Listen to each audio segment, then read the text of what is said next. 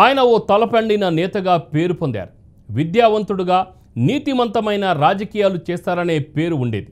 తెలంగాణకు డిప్యూటీ సీఎంగా పనిచేసిన ఆయన ఇచ్చిన మాటకు కట్టుబడి ఉంటారనే పేరు కూడా ఉంది. అంతేకాదు విలువలతో కూడిన రాజకీయాలు చేస్తారనే పేరు తెచ్చుకున్నారు. అయితే తన కూతురు కోసం ఆయన గెలిచిన పార్టీని వదిలేసి కాంగ్రెస్లో చేరారనే ప్రచారం ఉంది. కానీ ఇప్పుడు ఆయన చుట్టూ వివాదాలు చుట్టుముట్టాయనే చర్చ సాగుతోంది. ఇంతకీ ఎవరా తలపండిన నేత? ఎందుకోసం తన పంథా మార్చుకున్నారు?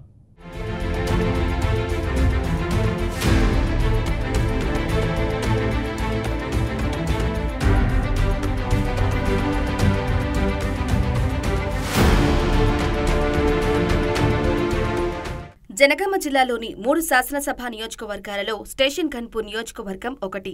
1957లో ఏర్పాటు చేసిన ఈ నియోజకవర్గంలో ముందుగా ఘన్పూర్, ధర్మసాగర్, జఫర్గఢ్ మండలాలతో ఇది జనరల్ నియోజకవర్గం ఏర్పడింది. అయితే నియోజకవర్గాల పునర్విభజనలో భాగంగా 1978లో ఘన్పూర్ నియోజకవర్గం రఘునాథపల్లె, స్టేషన్ ఘన్పూర్, ధర్మసాగర్, లింగాల ఘన్పూర్ మండలాలతో జనరల్ నుండి ఎస్సీ రిజర్వ్డ్గా మారింది. అయితే ఈ నియోజకవర్గం ఏర్పడినప్పటి నుంచి కాంగ్రెస్, టీడీపీ, బీఆర్ఎస్ అభ్యర్థులతో పాటు సిపిఐ, ఇండిపెండెన్స్ అభ్యర్థులను గెలిపించారు నియోజకవర్గ ఓటర్లు.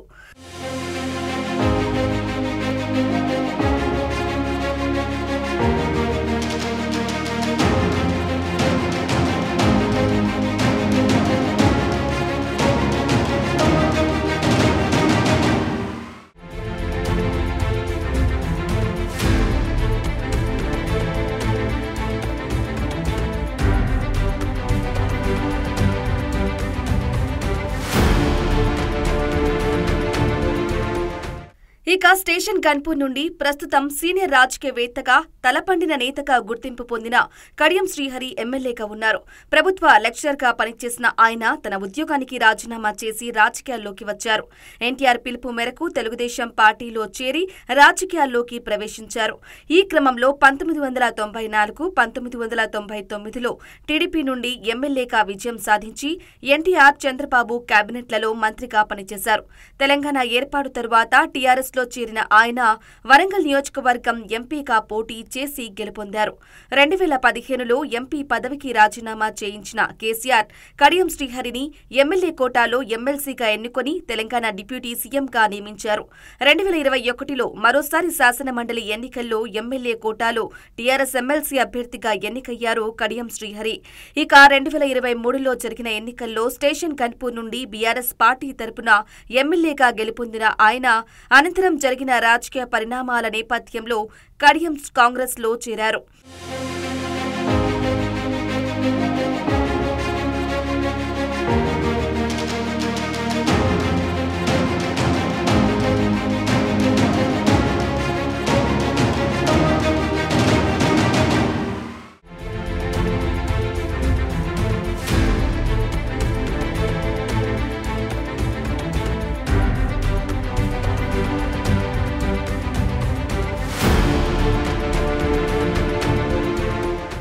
ఇక స్టేషన్ ఘన్పూర్ నుండి ఎక్కువసార్లు ఎమ్మెల్యేగా తాటికొండ రాజయ్య విజయం సాధించారు.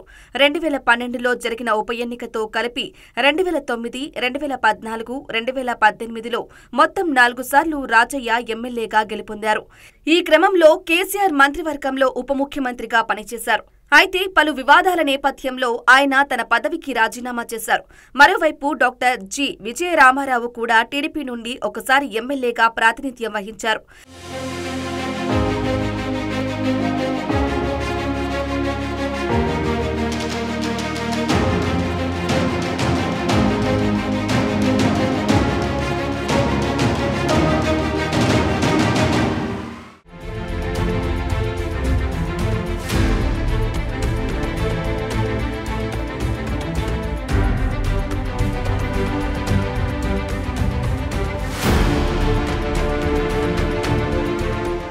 ఇక వరంగల్ రాజకీయాల్లో తలపండిన నేతగా పేరున్న కడియం శ్రీహరి విద్యావంతుడుగా నీతివంతమైన రాజకీయాలు చేస్తారనే పేరు ఉండేది. ఇచ్చిన మాటకు కట్టుబడి ఉంటారని, విలువలతో కూడిన రాజకీయాలు చేస్తారనే పేరు తెచ్చుకున్నారు. తెలంగాణ డిప్యూటీ సీఎంగా పనిచేశారు. అయితే 2023లో కాంగ్రెస్ ప్రభుత్వం అధికారంలోకి రావటంతో తన కూతురు కోసం ఆయన గెలిచిన పార్టీని వదిలేసి కాంగ్రెస్లో చేరారనే ప్రచారం ఉంది. కానీ ఇప్పుడు ఆయన చుట్టూ వివాదాలు చుట్టుముట్టాయనే చర్చ సాగుతుంది.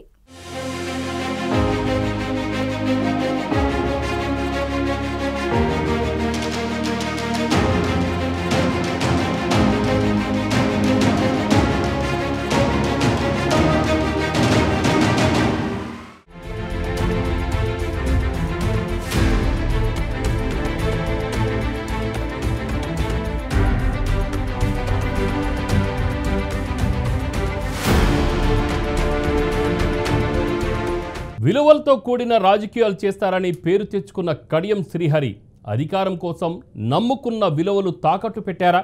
దేనికోసం తన పంథా మార్చుకున్నారు? ఆయన ఏ పార్టీలో ఉన్నా ప్రతిపక్షంలో ఉన్నట్టే, స్వపక్షంలోనూ ప్రత్యర్థులు ఉన్నారా? ఎవరితో వార్ సాగుతోంది? ఆ వార్ ఎక్కడి వరకు వెళ్తుంది?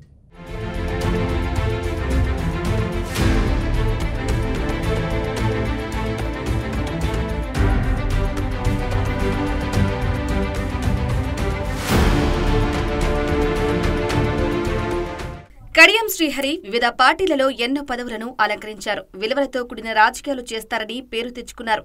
తలపండిన నేతగా పేరు పొందిన కడియం శ్రీహరి స్టేషన్ గన్పూర్ నుండి 3 సార్లు ఎమ్మెల్యేగా విజయం సాధించారు. తెలంగాణకు డిప్యూటీ సీఎంగా పనిచేశారు. ఒకసారి ఎంపీగా, 2 సార్లు ఎమ్మెల్సీగా పనిచేశారు.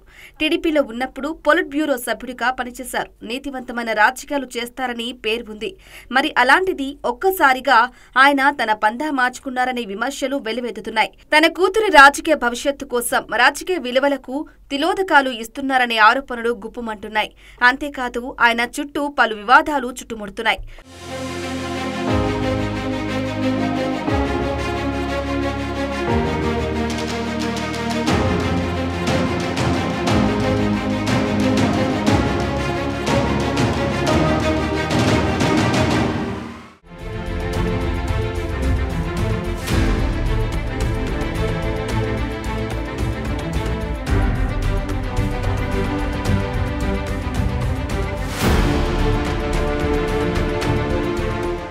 ఉమ్మడి ఆంధ్రప్రదేశ్లో టీడీపీ అధికారంలో ఉన్నప్పుడు కడియం శ్రీహరి వరంగల్ జిల్లా రాజకీయాల్లో కీలక నేతగా చక్రం తిప్పారు.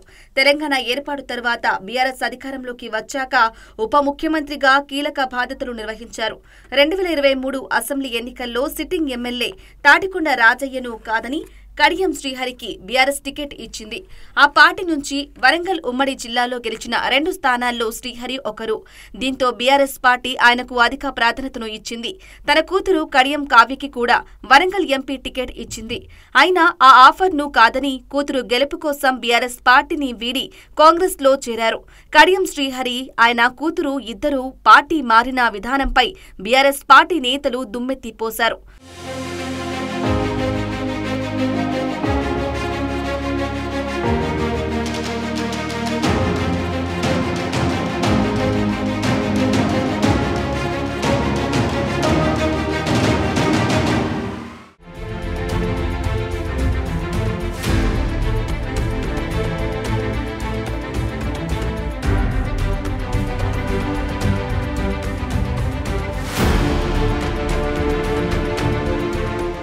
ఒకప్పుడు కడియం శ్రీహరి ఏ పార్టీలో ఉన్నా ఆ పార్టీ విధి విధానాలకు విధేయుడుగా ఉంటూ ఎమ్మెల్యేగా, మంత్రిగా, తెలంగాణ ఉప ముఖ్యమంత్రిగా పనిచేసి వరంగల్ రాజకీయాల్లో తనకంటూ ఓ బెంచ్ మార్క్ సొంతం చేసుకున్నారు. కానీ ఇప్పుడు తన సహజత్వం కోల్పోయారని, ఆయన కూడా అధికారం కోసం అడ్డదారులు వెతుకుతున్నారని ఆయన ప్రత్యర్థులు ఆరోపణలు చేస్తున్నారు. అనేక అవకాశాలు ఇచ్చిన బీఆర్ఎస్ పార్టీకి తన పదవి కోసం కడియం శ్రీహరి ద్రోహం చేశారని ప్రతిపక్షాలు విమర్శలు కూడా చేస్తున్నాయి. దీంతో కడియం అధికారం కోసం నమ్ముకున్న విలువలు తాకట్టు పెట్టారనే టాక్ వరంగల్ జిల్లాలో వినిపిస్తుంది.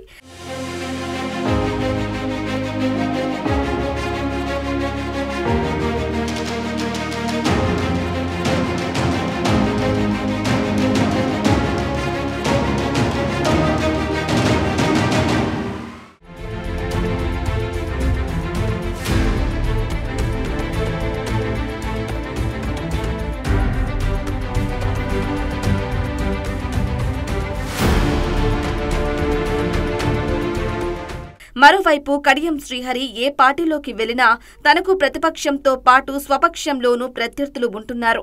ఏ పార్టీలో ఉన్నా సొంత పార్టీలోని ప్రత్యర్థులతో పాటు ప్రతిపక్ష పార్టీలోని ప్రత్యర్థులను ఎదుర్కోవాల్సిన పరిస్థితులు కనిపిస్తున్నాయి. టీడీపీలో ఉన్నప్పుడు సొంత పార్టీ నేత అయినా మరో సీనియర్ నాయకుడు ఎర్రబెల్లి దయాకర్ రావుతో ఆధిపత్య పోరు కొనసాగింది. టీఆర్ఎస్ పార్టీలో చేరిన తరువాత తాటికొండ రాజయ్యతో స్టేషన్ గన్పూర్ టికెట్ పంచాయతీ కొనసాగింది. వీరిద్దరూ ఒకే పార్టీలో ఉన్నా అనేకసార్లు వీరి మధ్య మాటల యుద్ధం జరిగింది.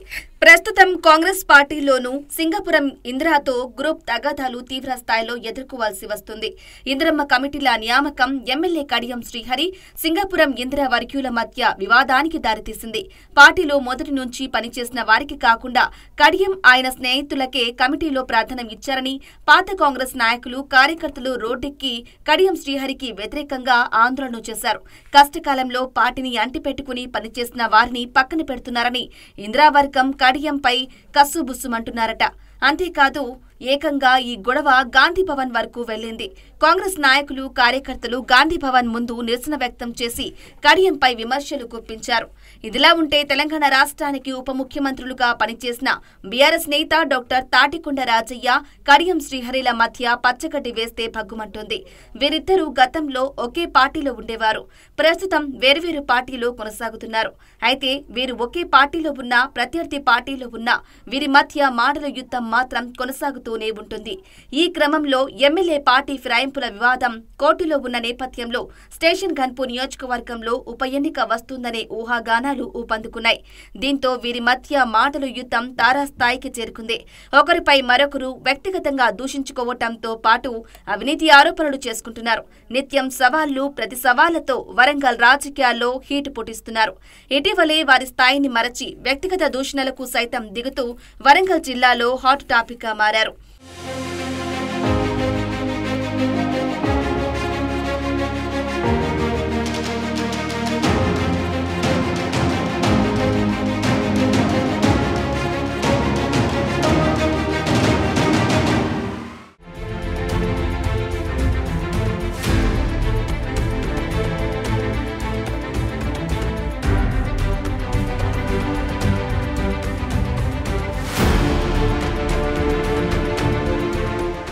మరోపక్క వరంగల్ నుంచి మంత్రివర్గంలో ప్రాతినిధ్యం వహిస్తున్న మంత్రి కొండా సురేఖకు వ్యతిరేకంగా ఎమ్మెల్యేలను కూడగట్టి కాంగ్రెస్ అధిష్టానానికి కడియం శ్రీహరి ఫిర్యాదు చేసే ప్రయత్నాలు సాగించారని, ఆ ప్రయత్నం బెడిసికొట్టడంతో సైలెంట్ అయ్యారని జోరుగా ప్రచారం సాగింది. అయితే ఇంతకాలం వరంగల్ రాజకీయాల్లో తనకంటూ మంచి గుర్తింపు ఉన్న కడియం ఇలా ఎందుకు వ్యవహరిస్తున్నారు? పదవుల కోసమేనా? ఉన్న పార్టీలో పట్టుకోసమా అనేది ఇప్పుడు వరంగల్ ఉమ్మడి జిల్లా రాజకీయాల్లో గుసగుసలు వినిపిస్తున్నాయి. ఏదేమైనా కడియం తన పొలిటికల్ హిస్టరీలో మరిన్ని వివాదాలు కొని తెచ్చి పెట్టుకుంటారో వేచి చూడాలి మరి.